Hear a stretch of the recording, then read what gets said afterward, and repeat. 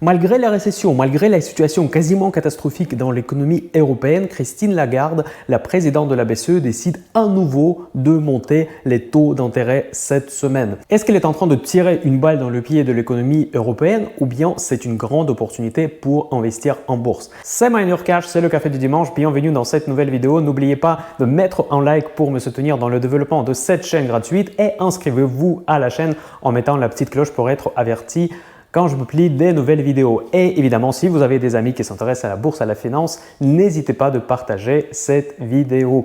Je vous rappelle également que je suis présent sur les autres réseaux sociaux, notamment sur Telegram, toute la semaine.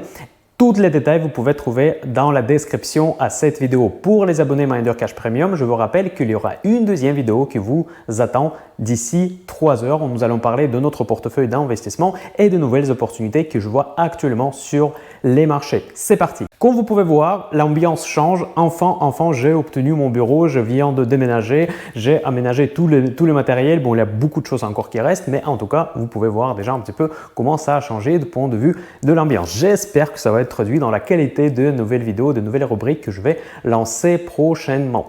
Dans cette vidéo, nous allons aborder les sujets suivants. Nous allons parler évidemment de la réunion de la Banque Centrale Européenne, du discours de Christine Lagarde. Comment faut-il l'interpréter? Nous voyons que les marchés financiers sont repartis à la hausse. Est-ce que c'est pertinent? Est-ce que c'est une mauvaise lecture ou au contraire une bonne lecture du message que la présidente de la Banque Centrale Européenne a voulu nous laisser passer? Et nous allons parler également de l'analyse technique des indices principaux. Ça fait un moment que je n'ai pas pu accéder à mon matériel habituel, donc je n'ai pas pu vous montrer les différents graphiques, les différents modèles techniques que j'utilise pour investir en bourse. Et aujourd'hui, je vais tout partager avec vous. Restez avec moi. Voilà mes amis, bienvenue dans notre ancien format. J'espère que ça vous manquait. Moi, ça me manquait beaucoup. Maintenant, j'ai plus aucune excuse pour ne pas vous montrer les choses, pour montrer tous les détails sur les marchés financiers. Donc à la fin de cette vidéo, je vais vous montrer mon ancien bureau s'il reste un petit peu de temps. Je vais vous parler également de mes projets, qu'est-ce que j'ai en tête en termes de nouveaux contenus que je souhaiterais présenter sur la chaîne Miner Cash. Donc restez avec moi jusqu'à la fin de cette vidéo. Avant de commencer cette vidéo, j'aimerais bien vous poser la question dans les commentaires. Quel est votre ressenti après le discours de Christine Lagarde? Dans les précédentes vidéos qui ont fait beaucoup de vues d'ailleurs, on a parlé beaucoup de l'immobilier et le sujet central de cette discussion, c'était la hausse des taux, bien évidemment, qui affecte non seulement l'immobilier, mais l'immobilier en particulier, parce que beaucoup d'entre vous, je sais, avaient le projet immobilier, quel que soit locatif ou bien pour l'achat d'une résidence principale, et évidemment, toutes les décisions de la Banque Centrale Européenne, il affecte directement votre condition de financement. Donc, partagez avec moi qu'est-ce que vous ressentez après ce discours, parce qu'il a finalement quand même décidé de monter encore les taux. Certains disent que c'était une décision attendue. On va en discuter en détail. Pour moi, ce n'était pas si attendu que ça, même si évidemment, c'était un scénario de base.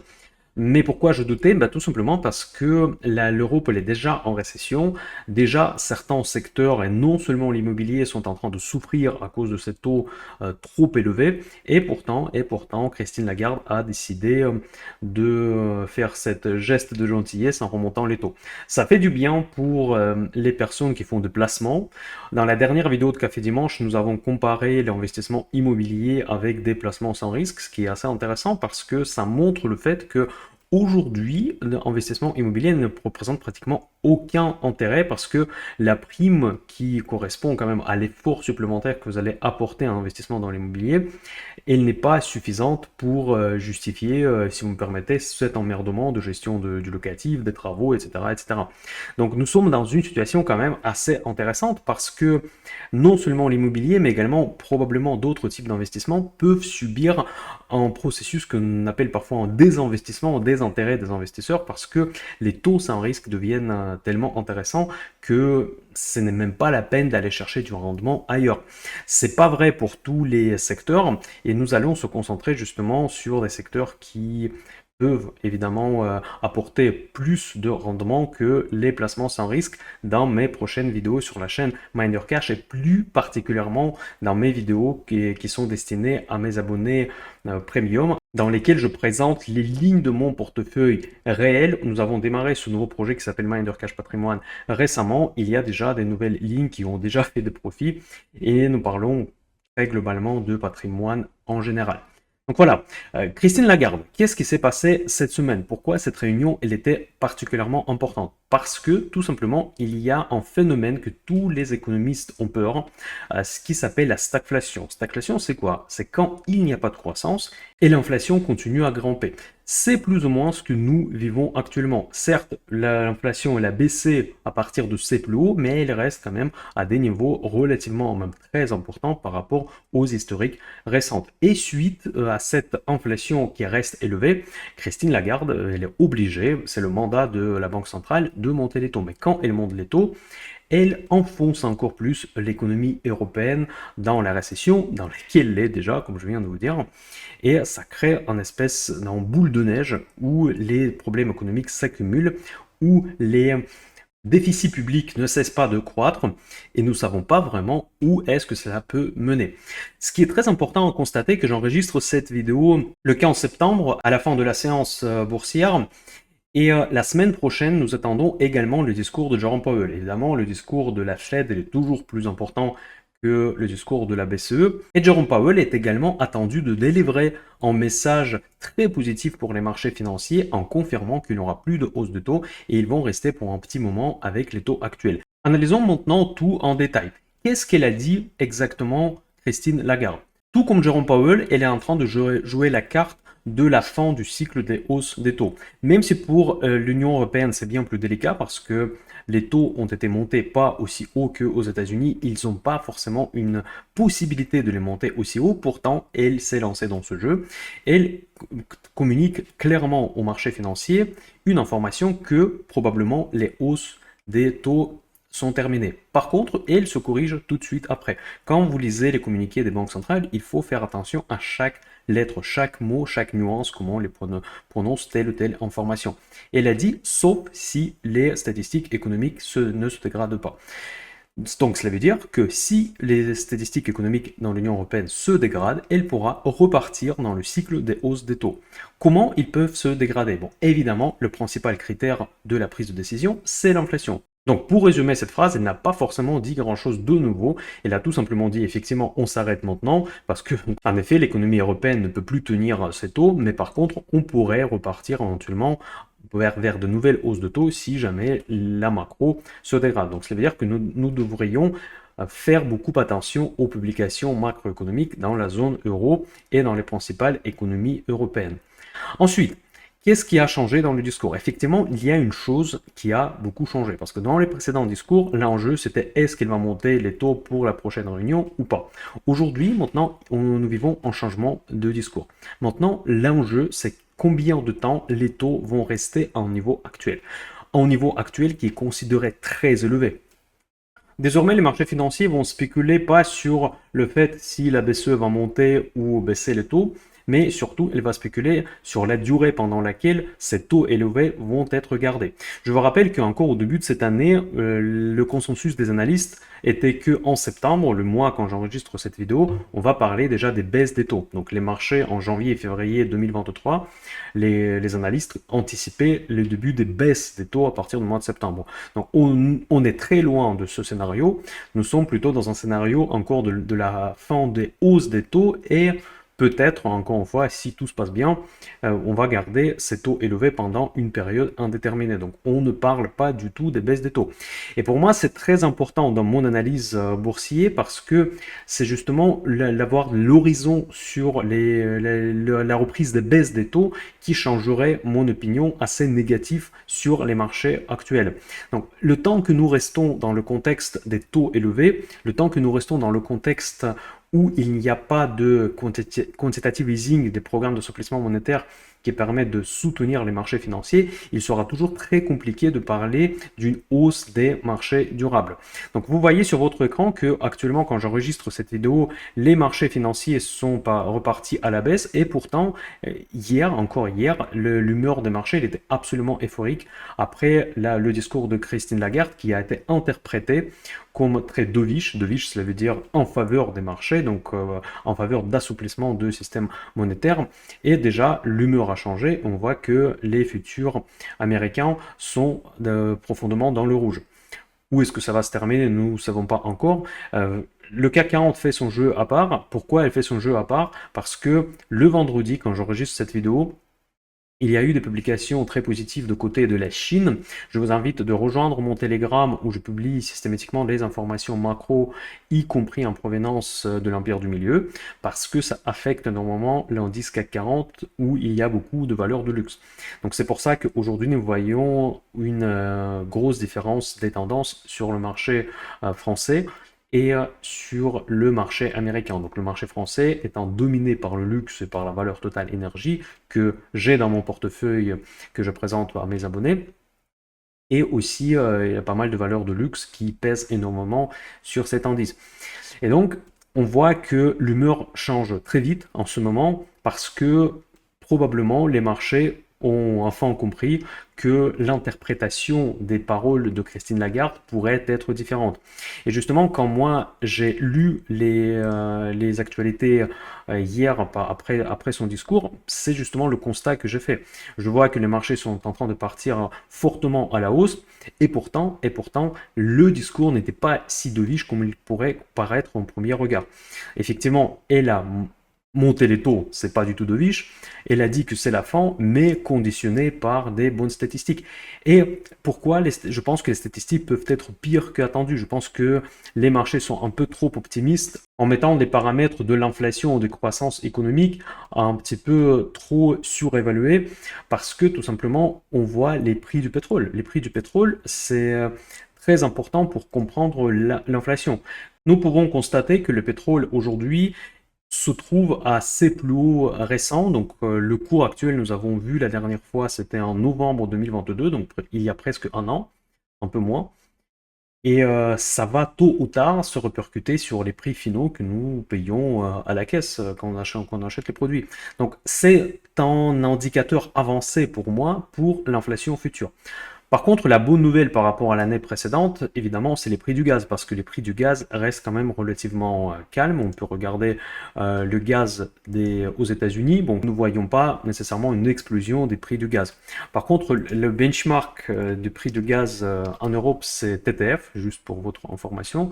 Donc, on peut regarder également les futurs sur le gaz européen, et là, les prix se trouvent effectivement à des niveaux tout à fait normaux. Donc, je vous rappelle qu'il y a un an, nous avons vu les prix complètement exploser. Et le plus haut était atteint au mois d'août 2022 en pleine crise ukrainienne, quand il y a eu des explosions de gazoducs en provenance de Gazprom. Et donc là, nous avons vu les prix à 242 euros. Et donc aujourd'hui, nous sommes revenus sur les prix normaux pour le gaz européen. Donc au niveau du gaz, normalement, on n'a pas de souci. Mais par contre, au niveau du pétrole, nous avons toujours des soucis et forcément, ça va impacter globalement tout le marché énergétique. Donc on ne peut pas dire que l'inflation est arrêtée. Donc si le pétrole était à 50 euros, et ça c'est très important à en parler aujourd'hui parce que vous allez voir les slides que j'ai préparés pour vous, que les membres de la BCE utilisent également les prix de l'énergie pour les anticipations de l'inflation. Bon, heureusement parce que c'est une composante peut-être la plus importante. Et dans ce contexte, nous allons plonger un petit peu plus en détail dans la communication de la BCE. Et ils ont également parlé de leur anticipation sur lesquelles se basent les décisions qui a été prise, la décision de la hausse des taux et les pronostics que cette hausse des taux sera la dernière. Donc ce que veut faire, ce que moi j'essaie de faire maintenant, c'est d'évaluer la pertinence de leurs attentes macroéconomiques.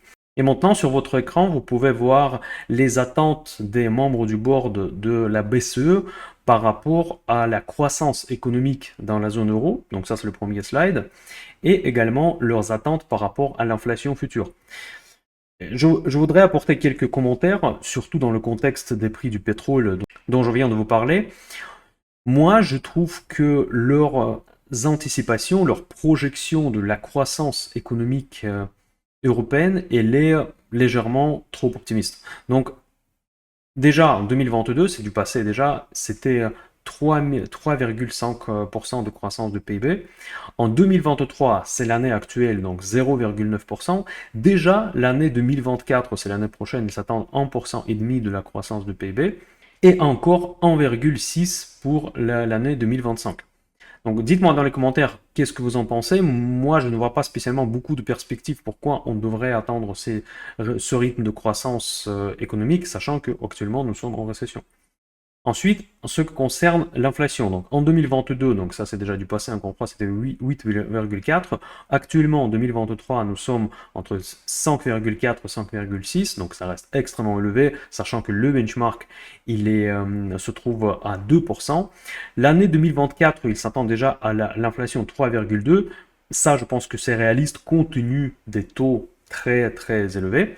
Et l'année 2025, ils s'attendent à 2,2%, donc que le benchmark soit atteint, si vous voulez, dans 2 ans, presque exactement. C'est à vous de juger dans les commentaires, on va en discuter, qu'est-ce que vous en pensez, est-ce que ces projections sont pertinentes? Au niveau de l'inflation, je trouve que c'est trop ambitieux de croire que l'inflation va arriver en 2025 en niveau de benchmark de la BCE. Mais par contre, avec les taux actuels, je trouve que 3,2 c'est tout à fait réaliste. Par contre, je suis beaucoup moins optimiste par rapport à la croissance. Parce que réfléchissons bien ensemble, regardez. Donc s'ils pensent que l'inflation va descendre de 3,2 la fin de l'année prochaine, cela veut dire qu'ils comptent de maintenir les taux relativement élevés. Donc s'ils comptent de maintenir les taux relativement élevés, dans ce cas-là, d'où va venir la croissance de 1,5%? Ça, je ne comprends pas. Et aussi, il y a un phénomène qu'il faut constater, c'est que l'inflation, le taux d'inflation, il est fortement corrélé au taux sans risque, donc le taux directeur annoncé par Christine Lagarde ou bien par un autre président des banques centrales, il est toujours très corrélé par rapport au taux sans risque. Ce sont les taux de placement dont on a parlé la semaine dernière dans ma vidéo qui était consacrée au placement. Donc ça veut dire que dans les prochaines années, vous voyez bien que le taux sans risque va être significativement supérieur au rythme de croissance. Cela veut dire quoi? Cela veut dire que le déficit public va augmenter. Donc cela veut dire que la croissance de PIB ne va pas couvrir les intérêts d'emprunt. Donc on va devoir emprunter quasi partout dans tous les pays européens pour payer les intérêts sur les emprunts. Je mets un accent sur le mot les intérêts. Donc on va emprunter non seulement pour rembourser les anciennes dettes, mais aussi on va emprunter pour payer les intérêts seulement sur cette dette. Donc imaginez votre situation personnelle économique si vous étiez dans ce cas-là. Donc n'importe quelle banque vous aurez déjà considéré comme quelqu'un en faillite ou presque en faillite. Et pourtant, les États se trouvent aujourd'hui dans cette situation. Donc objectivement, ils se trouvent dans cette situation depuis un petit moment. Mais cette situation continue à s'aggraver et selon les projections des économistes de la Banque Centrale Européenne, cette situation va perdurer. Donc, et moi, je ne pense pas que ce soit une très bonne nouvelle. Et déjà, à la base, je suis assez surpris par l'optimisme de ces projections. Ok, on avait parlé de leurs projections macro, mais quels sont les paramètres qui contribuent dans cette projection aussi optimiste? Et là, on retrouve les réponses. Donc, je viens de vous parler du pétrole, et ce n'était pas un hasard, parce que le board de la BCE utilise également ce critère. Et regardez maintenant leur projection au niveau des prix du pétrole. Donc 2022, c'était 103,7, ça c'est déjà du passé. Maintenant 2023, leur projection est à 82,7. Pourtant, mes amis, on vient de voir que le pétrole, aujourd'hui, le moment quand j'enregistre cette vidéo, il est déjà à 93. Donc on est déjà largement au-dessus de leurs objectifs, de leurs projections. L'année 2024 va rester pareil et 2025 il va descendre légèrement. Donc ils partent du principe que le pétrole va rester stable autour de 80 $. Moi je trouve que c'est quand même une situation assez délicate parce que le pétrole c'est énormément de la géopolitique. On sait que la géopolitique elle est extrêmement perturbée. Donc je n'ai aucune certitude que le pétrole reste exactement dans cette fourchette. Donc il peut dépasser, il peut descendre en dessous, mais nous avons vu que depuis le déclenchement de la crise ukrainienne, on a vu rarement le pétrole en dessous de 80 $. Et qui dit qu'il n'y aura pas d'autres surprises? On a encore le Moyen-Orient, on a encore l'Iran, on a encore tout un tas de pays où il peut y avoir des problèmes géopolitique, on peut avoir des problèmes d'approvisionnement, il y a tout un tas de soucis qui peuvent impacter les prix du pétrole. Également, le cours de change, c'est vraiment la projection assez impressionnante. Le cours d'échange va rester stable pendant 3 ans. Donc je ne comprends pas d'où peut venir cette certitude. pile poil exactement à 1,09 pour le cours de change euro-dollar. Donc probablement, euro-dollar, effectivement, ça peut être affecté par des différents phénomènes, mais aujourd'hui, nous avons un tel écart dans la politique des banques centrales entre l'Europe et les États-Unis. En fait, on peut dire que les deux montent les taux, mais ils ne sont pas dans les mêmes circonstances. Les États-Unis, ils sont en pleine croissance, voire une croissance plus forte que la Fed le souhaiterait. Pourtant, la BCE, c'est tout l'inverse. La BCE, effectivement, elle monte aussi les taux, mais par contre, elle monte les taux dans des conditions complètement différentes parce que les pays sont en récession. Et donc, aujourd'hui, monter les taux en Europe, c'est s'enfoncer encore plus dans cette spirale stagflationniste. Donc, je ne pense pas que, en tout cas pour moi, ce n'est pas évident, dites-moi ça dans les commentaires, que le cours le cours de change euro-dollar va rester aussi stable pendant 3 ans à venir. Voilà, mes amis, c'est pour cette raison que moi je trouve que les pronostics de la Banque centrale européenne, il faut prendre avec des pincettes, parce qu'elle se base sur des critères et sur des paramètres de cette équation complexe, cette équation macroéconomique, qui sont très discutables. Maintenant, de point de vue des marchés financiers. Bon, les marchés financiers, nous avons vu, ils ont réagi très positivement sur le discours de Christine Lagarde, parce que même si on s'attendait que les taux vont monter, on ne s'attendait pas forcément que le discours change en faveur que l'arrêt de la hausse des taux. Maintenant, on ne sait pas combien de temps ça va durer, on ne sait même pas si ça va être vraiment arrêté, mais dans tous les cas, le marché l'apprécie.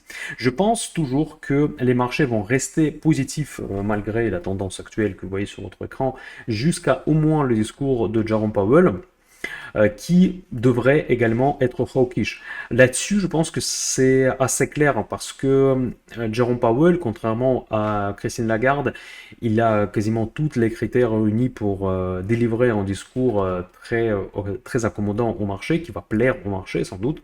Mais le problème, c'est que les marchés l'anticipent. Les marchés, ils sont pas bêtes, ils savent que la situation macro aux États-Unis, elle est quand même nettement meilleure que celle de l'Europe.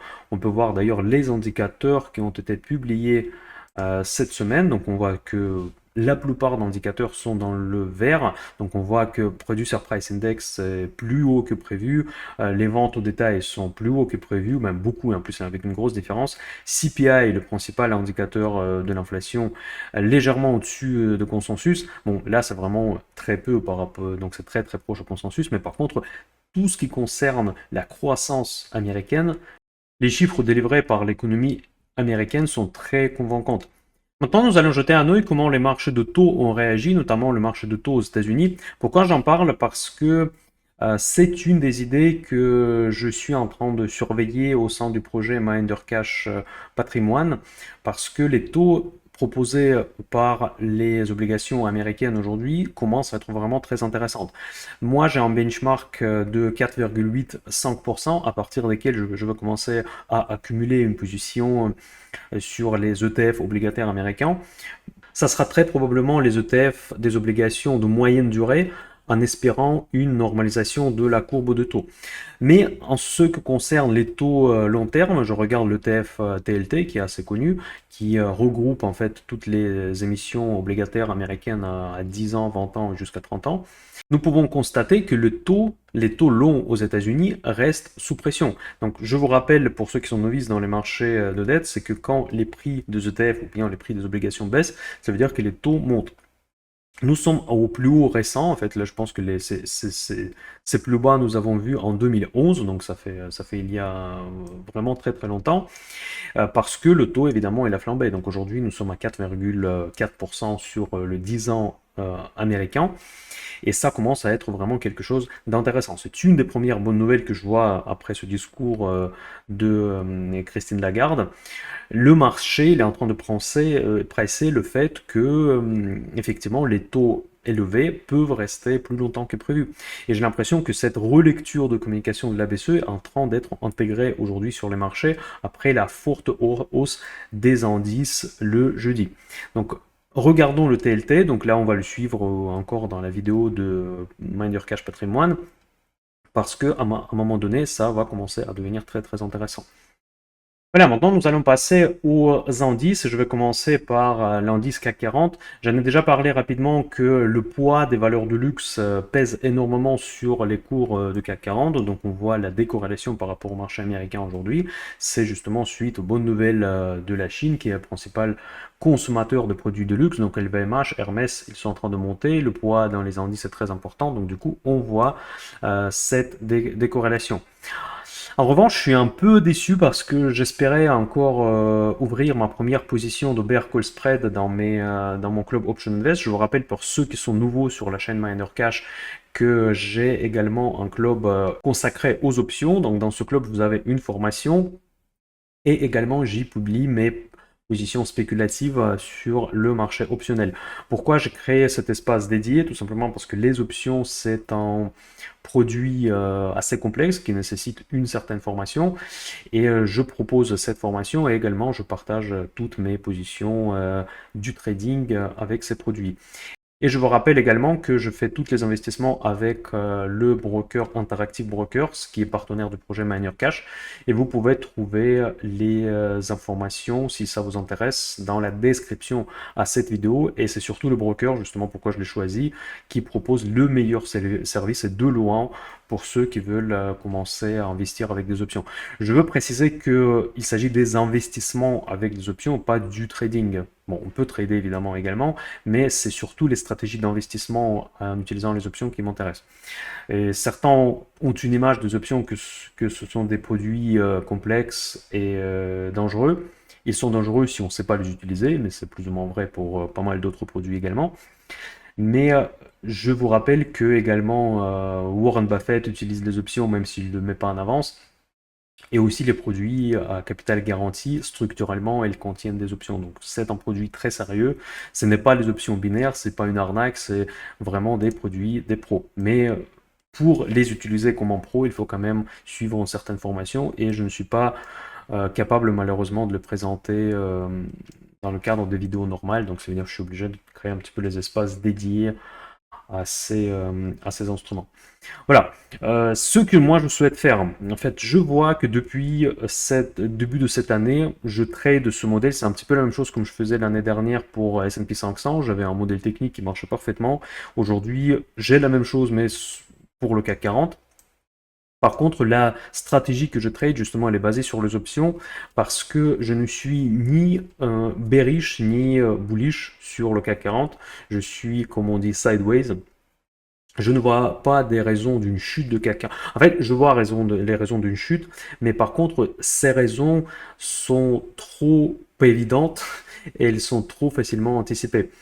Et comme on dit en bourse parfaitement, bon, ce qui est évident est peu probable. Donc c'est un paradoxe boursier, paradoxe du trading, parce que c'est vrai que si quelque chose vous paraît évident, comme par exemple les problèmes macro en Europe, la récession, etc., tout le monde le sait, tout est déjà pressé, donc ça ne peut pas être la raison d'une chute boursière. La chute boursière arrive toujours sans exception, suite à des événements qu'on peut on peut peut-être prévoir, mais on peut les prévoir avec un degré d'une incertitude très élevé. Par exemple, si vous avez regardé le film Le Big Short, vous avez vu que les gars qui ont parié contre le marché de l'immobilier en 2007 ont vécu quand même une sale année avant que ça a commencé à payer. Et donc, il faut avoir des nerfs solides pour surpasser justement cette période quand vous jouez contre le marché. Et pendant cette période-là, on peut souvent lâcher, on peut souvent et peut-être lâcher pour une bonne raison, parce que on ne sait pas quand est-ce que le crack arrive. On peut avoir raison sur le constat des problèmes qui existent objectivement. Aujourd'hui, par exemple, objectivement, il existe des problèmes, des nombreux problèmes en Europe et pas que en Europe. Et pourtant, on n'est pas capable de savoir exactement quand est-ce que le crack arrive. On sait qu'il arrivera, mais on ne sait pas quand. Donc voilà. Je n'ai pas ouvert, je pense que l'Amérique pour vous, mais dans tous les cas, c'est le trading. Il faudra tenir en tête qu'on ne peut pas timer les marchés. Timer les marchés, c'est quelque chose de très compliqué. On peut le faire avec l'analyse technique. On essaie de faire au mieux. Mais dans tous les cas, cela reste pas une science exacte, ça reste un jeu de probabilité. Et par contre, une chose qui est certaine pour moi, que les marchés, dans le contexte actuel, le marché français notamment, ne peut pas aller au-delà d'un certain niveau. Et donc, ce que je fais, et les membres du club Option Invest le savent parfaitement, c'est que je trade les stratégies optionnelles qui me garantissent quelque part, si vous voulez, le fait que je vais gagner dans les circonstances où les marchés vont rester sideways. Et une des stratégies que j'implémente depuis le début de cette année, c'est la stratégie qui s'appelle Bear Call Spread. C'est quand je vends les options call sur un niveau, bon, j'ai vendu plusieurs niveaux cette année. Là, la prochaine fois, je vais vendre 7600 certainement, et je vais acheter en call sur 7800. Donc, grosso modo, je vais limiter ma perte potentielle. Si jamais le CAC 40, pour une raison X ou Y, elle dépasse le niveau 7600 au moment quand mes options vont expirer, eh bien, si jamais ce niveau ne soit pas dépassé, dans ce cas-là, si le CAC 40 va rester dans ce canal, dans ce cas-là, je vais gagner de l'argent tout simplement en laissant expirer mes options sans valeur. Donc après, je ne veux pas trop rentrer en détail parce que je sais que les options, c'est voilà, c'est pas pour les débutants. Donc là, je vous invite à rejoindre le Club Option Desk si ça vous intéresse pour savoir un peu plus. Ce n'est pas compliqué, encore une fois, je vous dis que tout simplement, ce sont des stratégies que nous ne pouvons pas, malheureusement ou heureusement, implémenté avec des produits linéaires, ce qu'on appelle, parce que on n'a pas de notion de θ, on n'a pas de notion de volatilité, on ne peut pas jouer les stratégies non directionnelles. Après, c'est pas la stratégie bear call spread, ce n'est pas forcément une stratégie non directionnelle parce que c'est une stratégie structurellement short, mais c'est plus une stratégie qu'il faut jouer pendant les marchés qui évoluent dans un canal. Donc c'est le cas pour moi aujourd'hui, selon mon analyse c'est le cas. Pour l'instant, on va dire le passé, les cours de CAC 40 qui ont été constatés depuis le début de cette année me donnent raison. Et je ne vois pas pourquoi ça devrait changer. Donc effectivement, mes pronostics restent le même. Donc encore une fois, hors l'imprévu, hors vraiment un gros crack, nous devrions rester dans ce canal après avec les différents allers-retours que nous pouvons facilement trader sur cet indice. Voilà, donc du coup, je reste plus ou moins sur la même stratégie et je vais encaisser le cash, on va dire, sur les stratégies optionnelles. Pour l'indice S&P 500, l'indice phare américain, la situation elle est très différente parce que cette année, les indices américains ne évoluent pas dans un canal horizontal. C'est une tendance clairement haussière. Pourquoi il y a une telle différence? Encore une fois, comme toutes les dernières années, c'est l'impact des grandes tech qui reprennent, qui délivrent systématiquement des résultats, quelle que soit la conjoncture. Je vous disais depuis, je pense, plusieurs années déjà que je suis toujours bullish sur les GAFAM. Les GAFAM, ce sont des excellentes entreprises, même dans les conditions compliquées macro, elles peuvent servir presque en safe haven. Surtout maintenant avec l'explosion du secteur d'intelligence artificielle, c'est davantage plus vrai. Et donc aujourd'hui, nous voyons l'impact de cette différence structurelle entre les indices. L'indice CAC 40, qui est presque l'indice chinois maintenant, donc qui est très sensible en tout cas à ce qui se passe en Chine. En Chine, ça va pas très bien, donc la Chine elle est complètement à l'opposé des pays occidentaux. Ils essaient de stimuler l'économie davantage pour qu'elle reparte. Et l'économie américaine, au contraire, la Réserve fédérale essaie de mettre en frein sur la croissance économique. Et pourtant, les indices restent très haussiers. C'est encore plus le cas pour l'indice technologique Nasdaq. Vous voyez que cet indice où le poids des valeurs tech elle est encore plus important. Et donc là, la ligne de tendance baissière elle a été cassée encore en janvier 2023. Et depuis janvier 2023, nous voyons pratiquement qu'une hausse continue. Donc c'est plus exactement peut-être mars 2023 parce qu'à partir de janvier, il y a une forte hausse après une forte baisse, on a retombé sur le même support et que à partir de ces mêmes supports de 11 600, on est reparti à la hausse, mais vraiment en flèche. Et ça correspond pile poil à l'explosion de ChatGPT, de toutes ces histoires autour de l'intelligence artificielle, les valorisations absolument incroyables des actions comme Nvidia. Maintenant, il y a un autre acteur dans le semi-conducteur ARM qui a fait une introduction en bourse.